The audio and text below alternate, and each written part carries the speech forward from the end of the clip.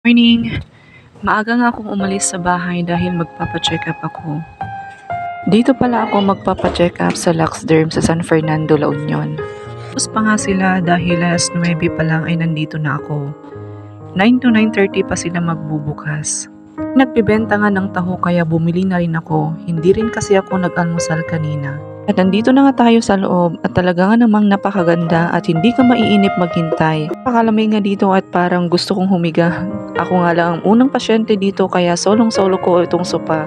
Bait nga rin ng staff dito dahil ina-approach ka talaga ng maayos.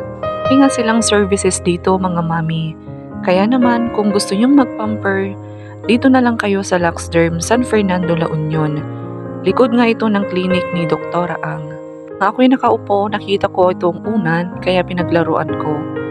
Ang ganda nga kasi dahil nababaliktad. Dito pala ako dahil ipapacheck up ko itong kilikili ko. May ginamit nga kasi akong product kaya naman nag-allergy ito.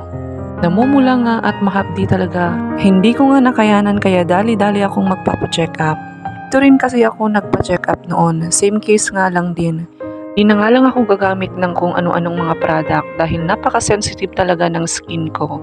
Di na nga ako nakapag-video nung natapos na ako dito. At talaga namang napakabait nga rin ng doktor dito. Napakagaan kausap at talaga namang mararamdamang mong napakabait.